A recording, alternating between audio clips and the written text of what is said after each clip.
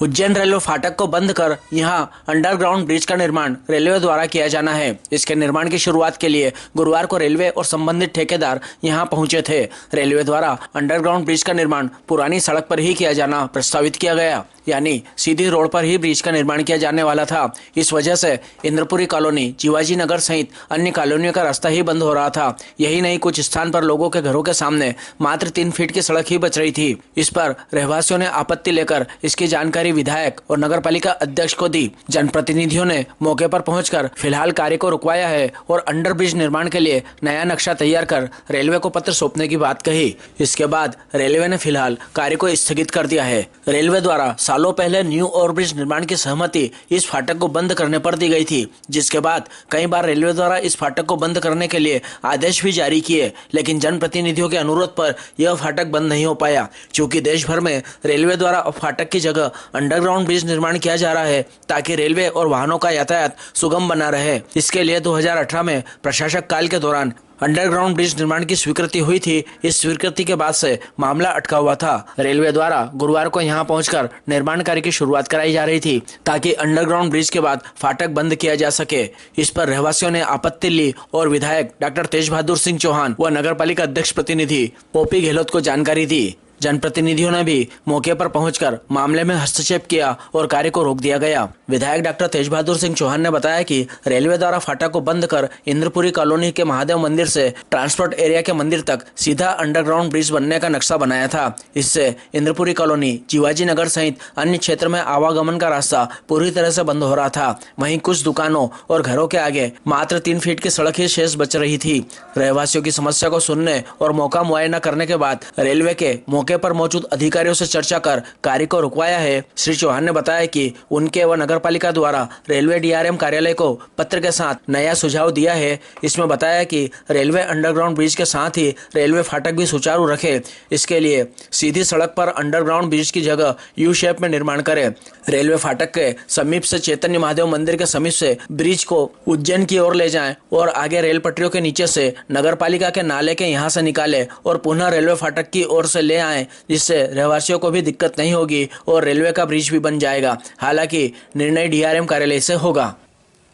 नागदा में वर्षों पुरानी एक मांग रही होगी बिड़ला ग्राम को नागदा से जोड़ने वाली ब्रिज की मांग। उस समय की तात्कालिक सरकार के समय और उस समय मान्यवर लाल सिंह जी राणावत साहब हमारे इस क्षेत्र के विधायक थे। इस पुराने वाला ओवरब्रिज जिसको हम कहते हैं, ये ओवरब्रिज बनकर तैयार हुआ था। मान्यवर जहाज फर्नांडिस जी उस समय रेल मंत्री थे, उन्होंने आकर यहाँ पर उसका उद्घाटन किया था। इस ब्रिज के बनने के बाद से ही रेलवे लगातार इस प्रयास में था। चूँकि ब्रिज बन चुका था तो ये जो जीवाजी नगर में रेलवे फाटक है, इस फाटक को बंद करने वाला विषय था। उस समय माननीय जटिया जी, भारतीय जनता पार्टी के नेताओं ने, विधायक जी ने, सभी लोगों ने रेलवे को आग्रह किया। जनमानस की महत्वपूर्ण मांग थी तो उसको फाटक को बंद होने से रोका गया और तब से फाटक लगातार चल रहा था। बीच बीच में रेलवे ने प्रयास भी किया, लेकिन जनभावनाओं को ध्यान में रखते हुए वो फाटक चलता रहा।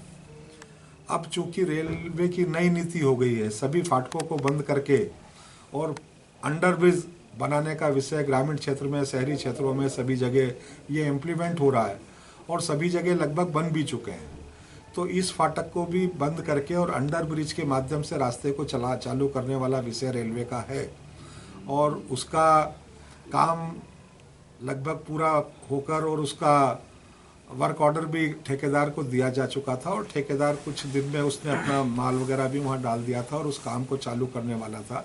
जब वहाँ मोहल्ले के रहवासियों को ये वाला विषय ध्यान में आया तो उन्होंने मुझे भी संज्ञान में बताया, नगर पालिका अध्यक्ष जी को भी संज्ञान दिया। तो आज हम सुबह उस मौके पर पहुंचे थे, वहाँ पर देखा था उसको। तो वहाँ लोगों का ये कहना है कि जिस नक्शे के अनुसार अंडर ब्रिज बनाया जा रहा है, अगर उसी के अनुसार बनेगा तो जीवाजी नगर का रास्ता बंद हो जाएगा और फाटक पार करने के बाद में जो इंद्रपुरी कॉलोनी और उसके साथ लगी हुई एक और कॉलोनी है, ऐसे नगर की इन 3-4 कॉलोनियों का वहाँ पर आवागमन बाधित हो जाएगा। लोगों को असुविधा होगी और कोई रास्ता उनके पास वहाँ निकलने के लिए है नहीं। ये उनकी समस्या थी।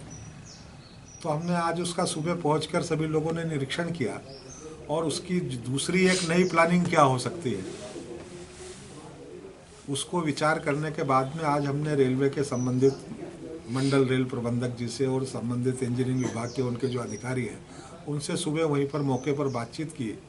उन्होंने डीआरएम साहब ने और वहाँ के जो मंडल के वरिष्ठ इंजीनियर हैं उन्होंने अपने संबंधित अधिकारियों को तत्काल वहाँ पर भेजा। हमने उनको वो नया डिज़ाइन और हमारी जो कल्पना है वो उनको बताने का काम किया है। उन्होंने आज उसको देखा भी है। भविष्य में अभी फ़िलहाल तो उन्होंने उस काम को रोकने के लिए कहा है, विश्वास दिलाया है कि हम उस काम को अभी रोक देंगे। और हमने जो उनको प्लानिंग दिया है कि वो यू शेप में अगर उसको अंडर ब्रिज को बना देंगे तो वो दोनों तीनों चारों कॉलोनियों का रास्ता भी चालू बना रहेगा और कोई रास्ता उनका बाधित भी नहीं होगा और ये रेलवे फाटक बंद करके और भविष्य में अंडर ब्रिज भी वहाँ पर निर्माण हो जाएगा।